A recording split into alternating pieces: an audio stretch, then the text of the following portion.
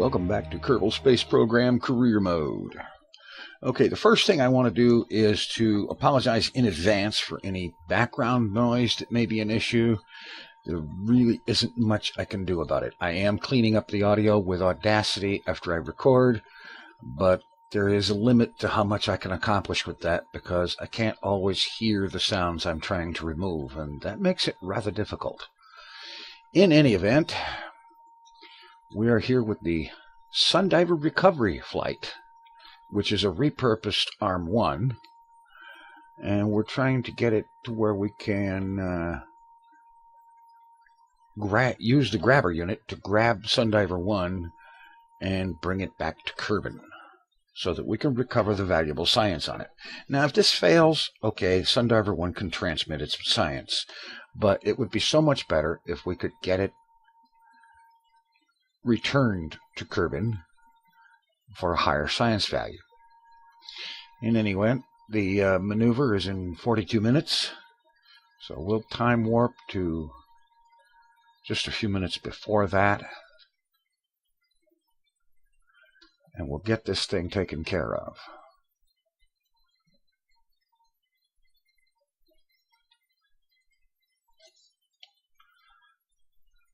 Okay, there's our 5-minute warning. Delete the maneuver node. Go ahead and close that. Let's time warp down to, I think about 30 seconds or so. 1,079 meters per second in delta V, but we've got quite a bit to work with here.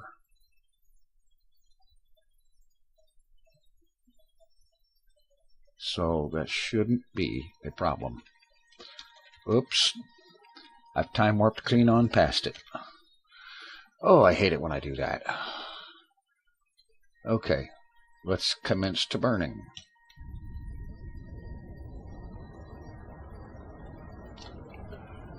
And let's see, I'm going to bring this up and watch the closest approach distance. That's going to be my gauge more than the delta V number, actually. I just want to get that close approach distance down as low as possible. And let's watch our delta V.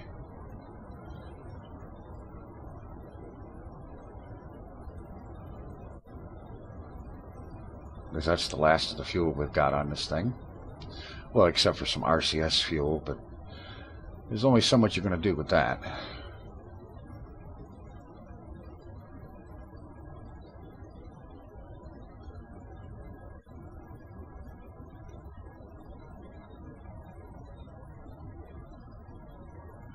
Alright, close approach distance coming down.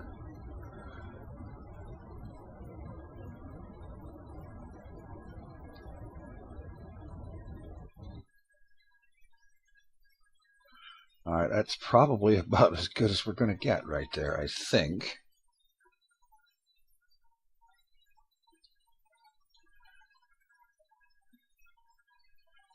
$37,000.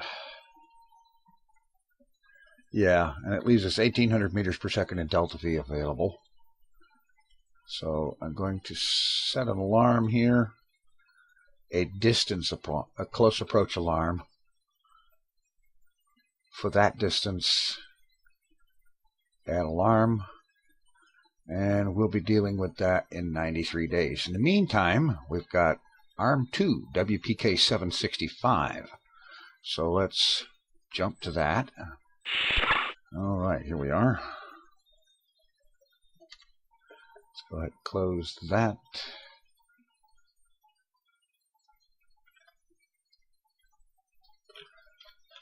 Okay, now if I recall correctly, yes, we're docked with the asteroid.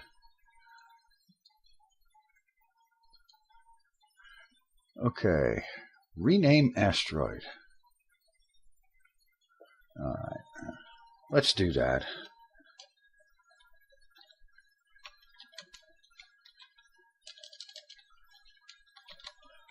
Science Rock 1-WPK 765. All right. now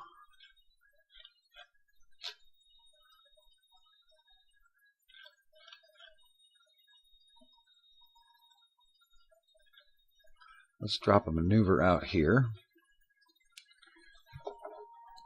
Put our focus on Kerbin. Okay, the objective is to get this periapsis low enough for an aerobraking maneuver. And let's see. No.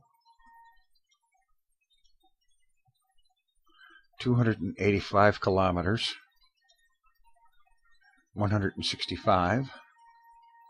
88. 55.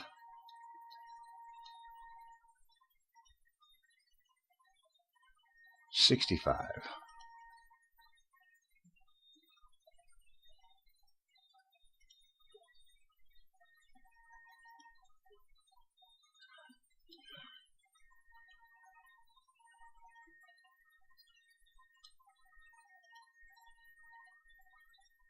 Okay. That brought it way back up. And that made it subterranean. All right. This is going to give us a Kerbin periapsis of 11 kilometers.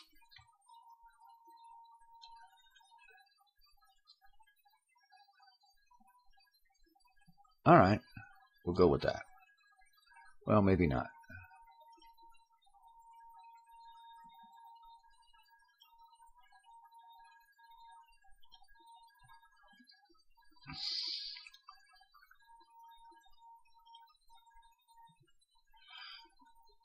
All right.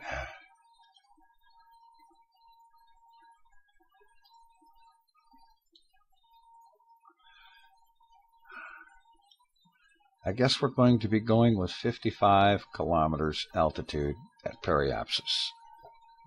All right, let's go ahead and set up an alarm for this burn. It's going to be a short one, even with an asteroid attached. Okay, now that the maneuver node has been computed and we have an alarm set for it, set up chase camera, and let's see,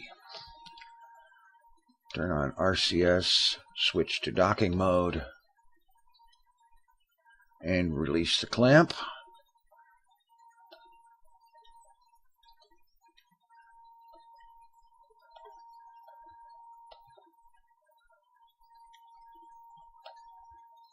And use the thrusters to back away.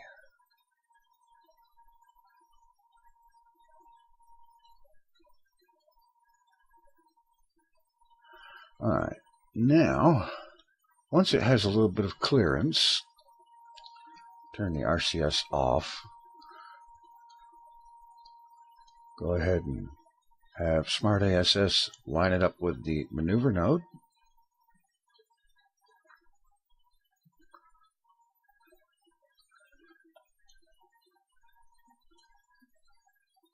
And once we're aligned with the maneuver node,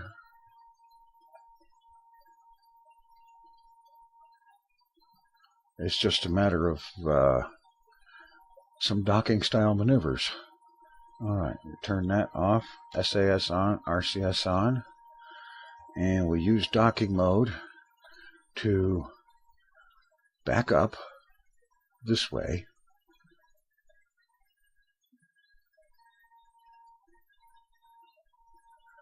And then as we're going, once we clear the asteroid there, we start moving that way and down. Well, right and down from this perspective. And then once the asteroid's center of mass is, just maneuver until the center of mass is lined up with the maneuver node, and then approach and redock, all with the thing all lined up for the maneuver. And since the maneuver is an hour in the future, we've got plenty of time. So I'm going to go ahead and take care of that and be back when this thing is ready for the maneuver. Okay, just about ready to redock. It took about 10 to 12 minutes to get lined up and another few minutes to reapproach. It's a slow process, but it's good. It's works very nicely. Okay, now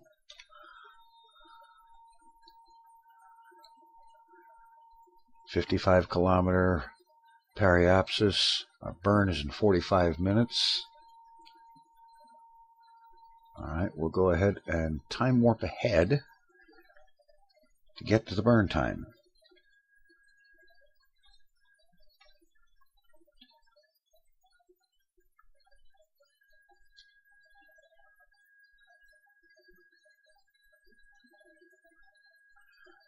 Okay, here we are.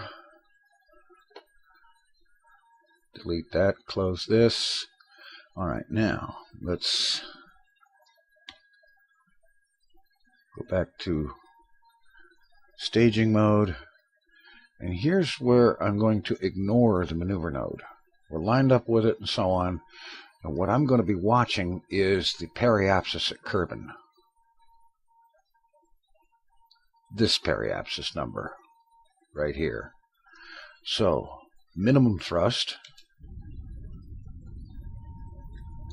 We watch that number shrink.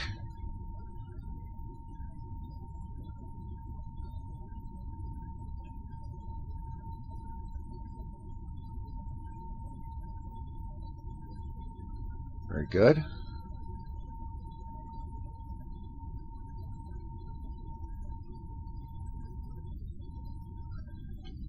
Okay, we got it down to about 50, it looked like.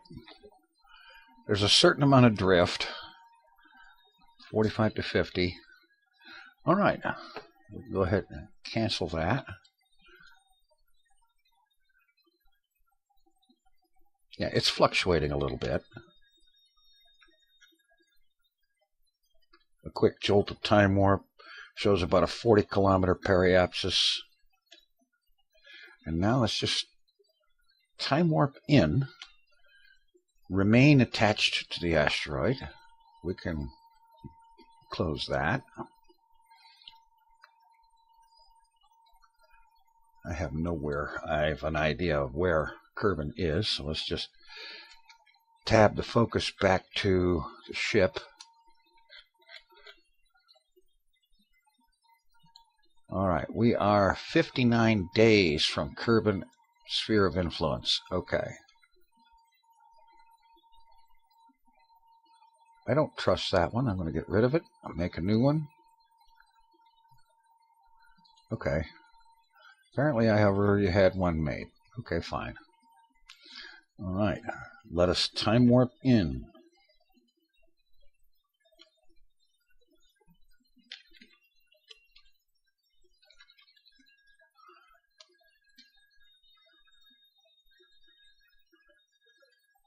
Get this thing into Kerbin Sphere of Influence, and it looks to me like we'll be coming in over the Kerbin's South Pole or the North Pole. I'm not exactly sure, but it is a polar approach. Yeah, we're coming in over the North Pole. Alright, delete that. Get all the way into Kerbin Sphere of Influence.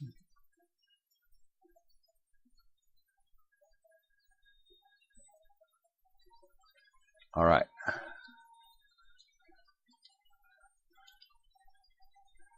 Yes, we're coming in over the pole. We've got a 43-kilometer periapsis. This might be a good time to see about adjusting that.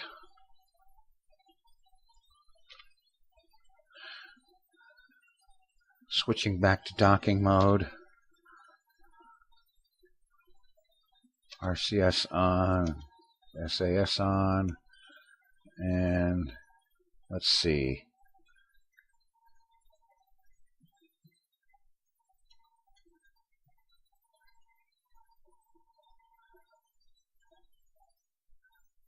Yeah, we're having a little bit of an effect on it. Then again, 40 kilometers might be enough. I don't know.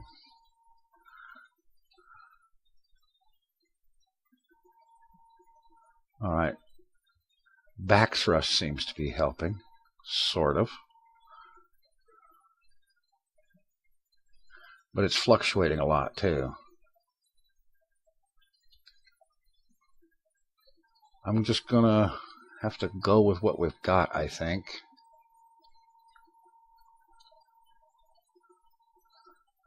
Let's approach a little closer.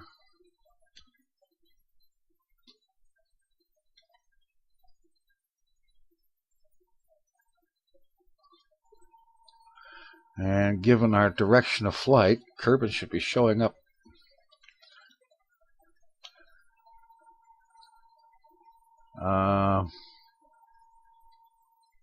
out here someplace when we get close enough.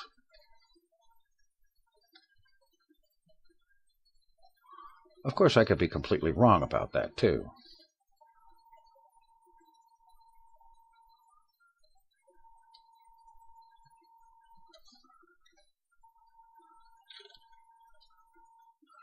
We are definitely coming in over the North Pole.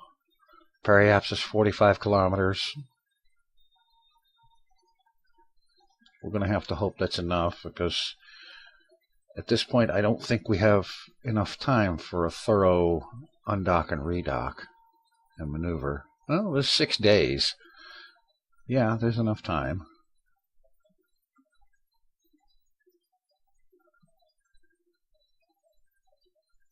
I'm going to go on the basis that we won't need it. Okay, we should be well inside the orbit of Minmus now.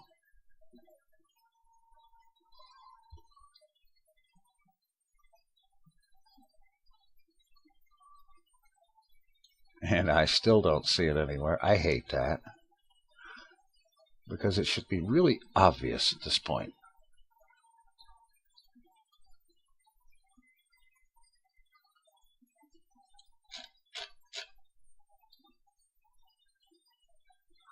All right, Annie Hoozle. More time warp. Approach in closer.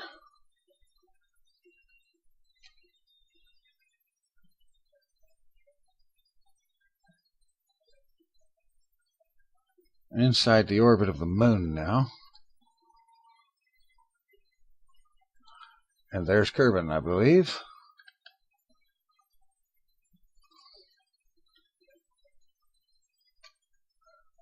Time warp in closer.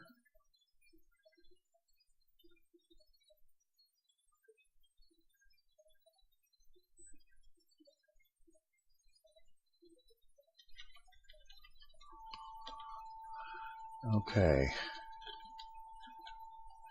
Periapsis 45 kilometers, and we're coming in fast.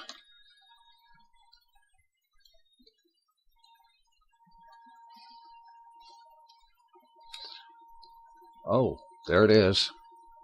I was looking at the moon. This is Kerbin. Okay, I'd better quit the time warp. See, how's our resources? We've got 420 electric charge. Let's retract the solar panels, because this thing is coming in sideways at 3,600 meters per second. Or 3,200. Probably 3,400 by the time it gets lower. We'll see. This is not the best attitude to approach from, with the ship sideways like this, but let's turn SAS off. And it looks like the asteroid is, the whole thing is rotating to put the asteroid in the front. This is good.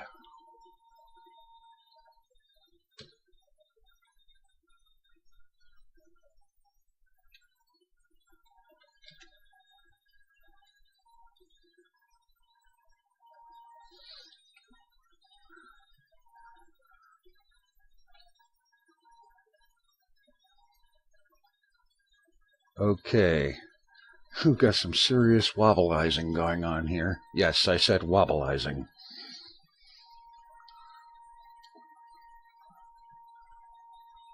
We're nearing periapsis. We're now headed back up. What has this done for our orbit? Not nearly enough. And we're pretty much wobbling around prograde. And to make any serious change, we've got to get switched over to retrograde. Alright, RCS off. And let's see if Smart ASS can turn us retrograde without destroying the ship. I have a feeling it may or may not actually be able to do it.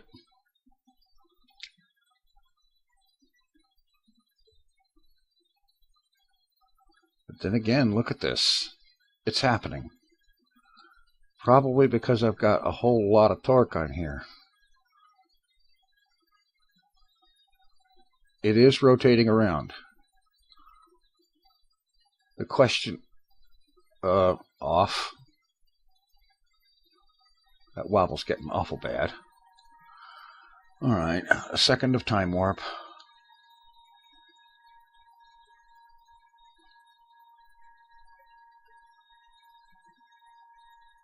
Oh, we're inside the atmosphere, so it's only physics time warp. Alright, we have to wait till we're over 70. Alright. There. And now let's try that retrograde maneuver again.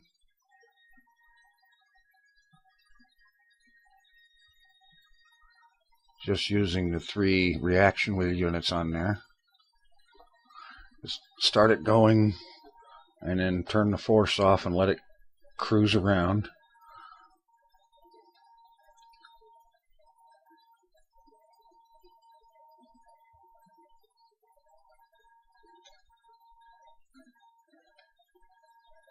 Alright, now we are retrograde, SAS on, and okay, we have an orbit.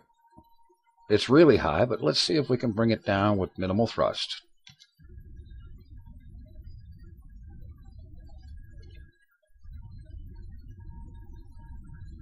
Alright, I think we're getting somewhere. Down to 55 million. Or 55,000 kilometers. Remember, 1,000,000 meters is 1,000 kilometers.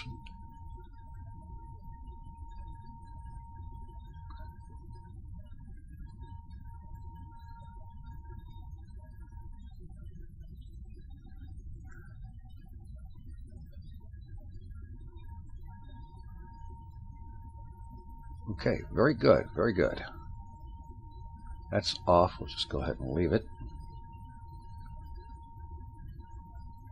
Bring this apoapsis down to about 30,000 kilometers.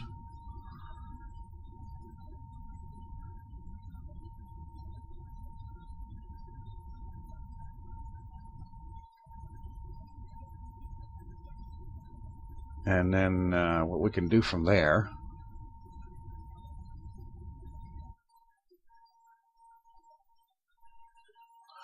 is get up there to apoapsis, raise the periapsis high enough to be out of the atmosphere so that we don't do another round of aerobraking. And then this thing will be in orbit. And from there we can send a manned crew up here to start taking samples. Actually, maybe it would be a good idea to do a little bit more aerobraking. One more time on the next pass.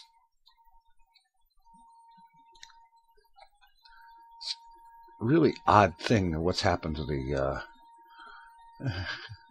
background there. This is supposed to be the dark side of the planet, and yeah, that's a regular, amazingly regular pattern there for city lights. Somehow I don't think that's it. Okay.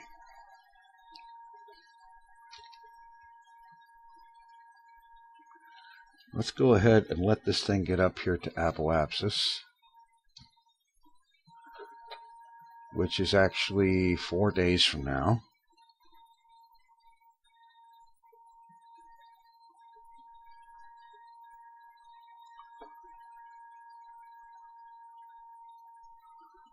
And as it gets there, we should pretty much almost line up with prograde.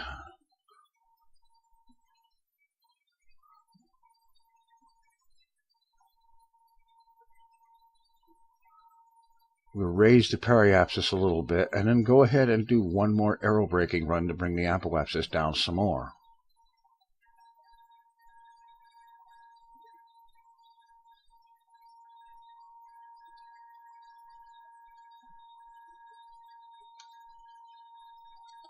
Okay, what is our alarm here?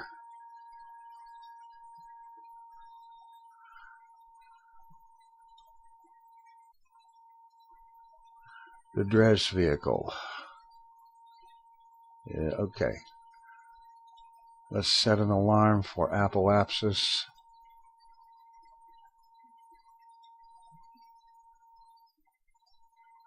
Alright. And now we can switch and take care of the Dres vehicle and then come back to this one.